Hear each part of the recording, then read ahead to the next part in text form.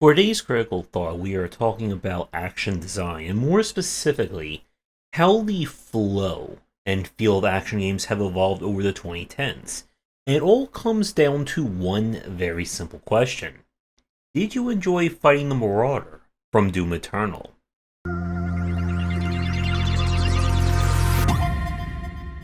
The 2000s was a period that definitely was personified by the rise of the action genre, with the likes of your Max Payne's, Unreal's, Devil May Cry's, Bayonetta, Beautiful Joe, God Hand, and many other games that went on to define some of the best takes on full reflex-driven action design.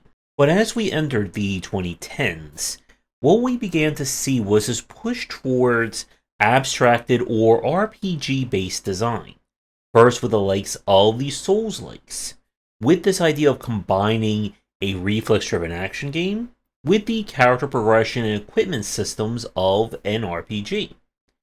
This then follows suit with the rise of kind of the live service style of stuff like Division, gear ratings, gear scores, and this idea that we could do more with action design.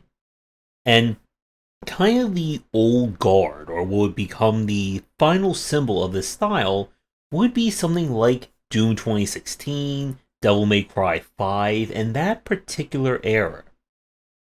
But as things have grown, we have seen this kind of shift into two distinct styles of action games.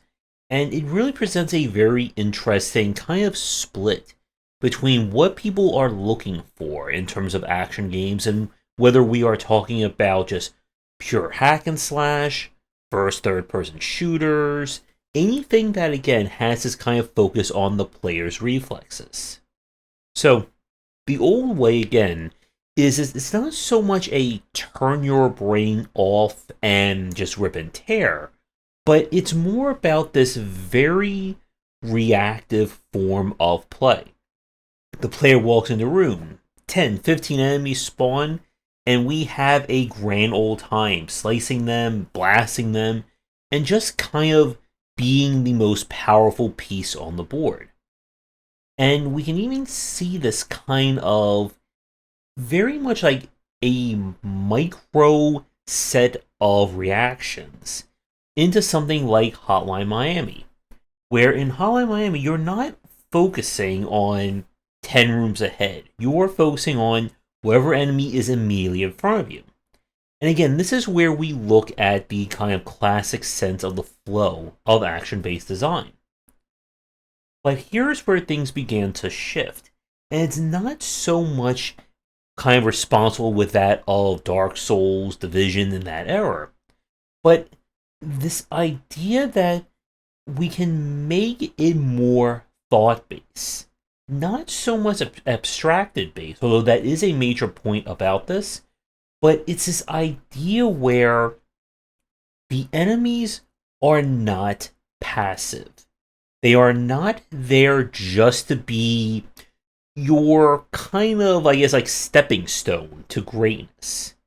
And again, this is something that we see from a lot of action games that rely on score building, score chasing, that kind of aspect, where the enemies are not there to actively fight you, even though they are, of course, in the area, arena, shooting at you, attacking you, and so on. But they're simply there to be that kind of step in your tricks. And again, tricks in this respect can be quite literal, such as in something like Rollerdrome, but it can also be something like that in Bayonetta, Devil May Cry, and even Doom 2016, where each enemy exists to kind of carry your force from one to the next. But then we saw the shift into enemies are now occupying a credible threat on the board, that you can't just turn your brain off and go and fight them. There is more to it than that.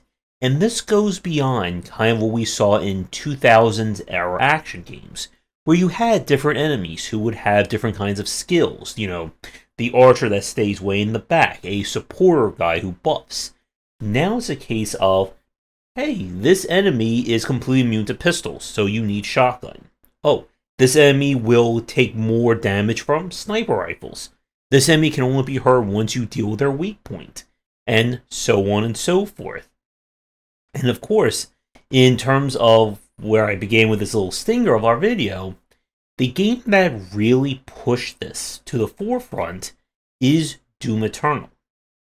Now, Doom Eternal, for some people out there, like myself, I consider to be one of the best kind of action-driven games I've played in some time. But it's also quite polarizing in terms of what it expects out of the player and how it kind of forces you to learn its mechanics. So as I've said, in Doom Eternal, it is a game where each weapon is not quite a weapon per se, but it's a tool.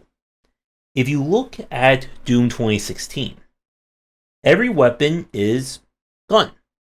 Pistol does gun damage, laser gun does gun damage, even your rocket launcher does gun damage. And anyone who's played that game knows that if you just want to use like one or two weapons, provided you have the ammo for them, you can just keep doing that. Now, as we all know, that completely changed in Doom Eternal, with each weapon having different enemies that it's best suited for. Enemies can be punished if you use the right weapon for it. And there are plenty of videos here on YouTube, speedrunners, and so on, who have made Doom Eternal look like a elementary school game in terms of just destroying everything without even taking that much damage. But here's the very interesting point about all this. The Marauder kind of is the culmination of this style of design. It is an enemy that, quite literally, is designed to be fought a very specific way. You can't fight at long range because there's a shield. You can't fight at extreme close range because it will just auto-block most attacks. The whole goal of fighting the Marauder is to keep it in kind of a mid-range, wait for it to go for a strike, hit with a weapon to stun it, start swapping or quick swapping between attacks, super shotgun, arbalist, super shotgun, and if you're good at it, you can kill a Marauder in maybe 2 cycles. Probably a few people can maybe even do it in 1 cycle, especially on the lower difficulties. But, again, it is a fight that, if you know how to deal with it, very easy. If you refuse to deal with it that way or don't know, it is quite punishing. And there are plenty of people who have gone on tirades about the Marauder. Some saying it's one of the best enemies ever designed, some saying it's one of the worst. And it really, again, has become to be the encapsulation of this new form of action design. And we've seen this carry forward into the likes of Ultrakill as a really good example. Now, Ultrakill is not as restrictive as Doom Eternal, and I think why it's not kind of given that same kind of controversial treatment. But it's still a game where each weapon is designed around very specific tasks and very specific uses. So here's the big question. Is the Marauder really an example of good or bad design? On paper, it is a very well-designed enemy. It is there to kind of capture your attention. And it does kind of swallow up anything else that's happening in the area, because if you leave them alone, they're just going to destroy you from behind. But is it a good enemy for Doom Eternal? And that is a very debatable answer. Because, again, the Marauder exists in what I like to call a rule break enemy. As in, an enemy designed to specifically break the normal rules of engagement. We see this a lot in JRPG design, where bosses are immune to debuffs, petrify, death, skills, and all that. And for action games, another example would be the gold-plated enemies in Bayonetta, who are completely immune to witch time. And rule break enemies are very hard to do right, because you're kind of throwing the normal rules of engagement out the window. Here's another interesting one. I'm really going to date things with this. There's an enemy in Splatterhouse for the 360 and the PlayStation, I think, 3 era? It's been a very long time. So there's this enemy that is it's very noodle arms, very gangly as it moves around. So it attacks like that. And when it attacks like that, it will take you down to guarantee 1 point of health instantly. Like, it will not do anything else but that. And that enemy can be very dangerous if there's literally anything else around. And even if you try to hit it, sometimes it will just kind of like get in the way, or like it'll like still get that attack off even if you stop it. And it can ruin runs. And when the game takes like 3 to 5 minutes to load, those things become very annoying. And again, this is the issue when it comes to these kinds of rule break style fights. That if you tell the player that combat is one way, and then you throw it in their face and say, no, you have to do it exactly like this, then it can become very unfair. And it's why we've seen this kind of split in action design. So, the enemy like a Marauder, in a way, would fit better in a style such as in Sekiro, A Shadows Die Twice. In Sekiro, it is a game that is built on a very specific way of playing. It is very parry and counter focus. It is a game where you either learn how to fight the enemies, or you are never going to beat it. And we have seen just how nasty that game can be if you are caught unaware or you haven't learned how to fight enemies, such as with Sword Say Ishin, and of course the Ginshiro fight. But you see, here's the difference between Sekiro and the design of Doom. Doom is a game that kind of throws the Marauder in as, again, this way of interrupting everything else that goes about it. Sekiro trains you with each one of its fights. And it's a very weird, or it's a very interesting point about how these two games differ in their action design, their action pacing. Doom Eternal, to be fair, doesn't really do, I think, a progression standpoint, as well as, say, a Souls-like, and as well as, of course, Sekiro and so on. Because of how the enemies are set up, it's not really about the player growing. Like, the mastery level of Doom Eternal is not as, I guess, sharp of a curve compared to that of Sekiro. Anyone who's played Sekiro, as you are probably well aware of, you probably spent a very long time trying to beat Ginshiro for the first time. It is very much a difficulty spike style fight. But the people who managed to beat him most likely went on to beat the entire game. I'm sure if you did beat him and beat the game, did you find the final boss, or I guess the normal final boss of Sword Saint Ishin, to be an easy fight? Because a lot of people who made it that far, who learned the rules of the game, didn't really have that much trouble with that fight. When we turn this back over to the Marauder and Doom Eternal, the Marauder is not really training the player to do anything else in the game. The Marauder is there to train the player to fight Marauders. It doesn't help with the Icon of Sin. It doesn't help with any of the other bosses, because each boss is built to be its own kind of one-off fight. And again, that's the same kind of style that we saw with Ultrakill. But as I said, Ultrakill is not as restrictive. And it is something as a designer you need to think about in terms of how you're building your action game. Are you trying to get the player into that state of flow, where combat becomes this blur of slicing, hacking, shooting, and just moving from one enemy to the next without really even stopping or contemplating what you're going to do next? Or is it a style where you have to think about how you're dealing with these enemies?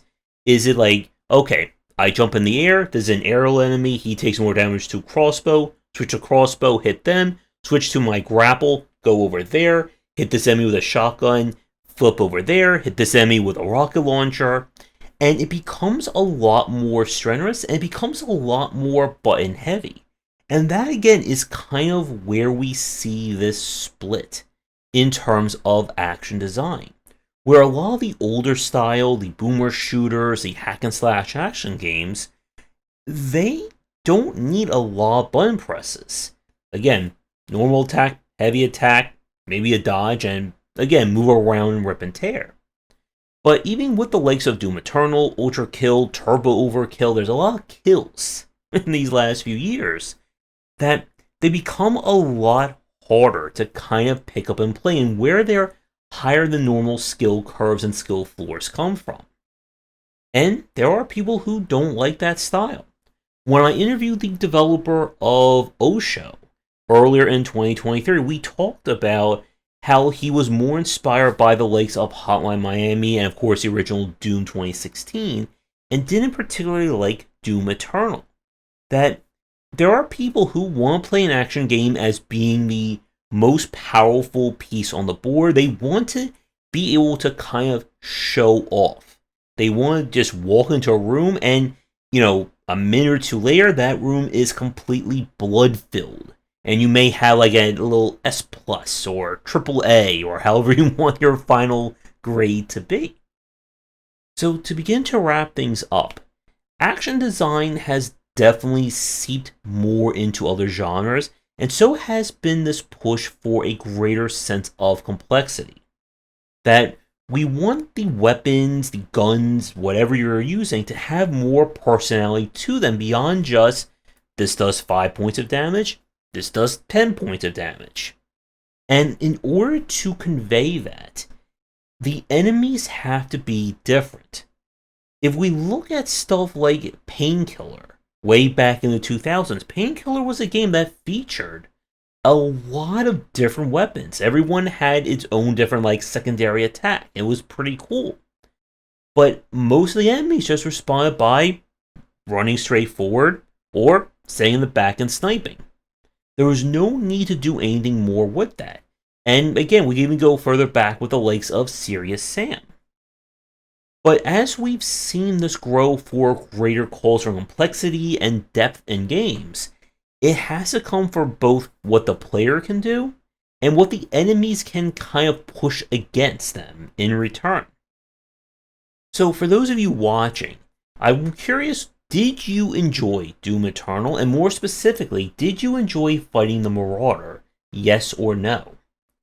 And if you, whatever that question, how you answer it, what are your thoughts on kind of this growth of more thinking man's action games with the likes again of the Ultrakill, all the kills and that style, where they're trying to bring more of an interesting or more of a complicated sense of combat to genres, again, like hack and slash and first and third person shooters, where before it was just the most complicated maneuver was circle strafing.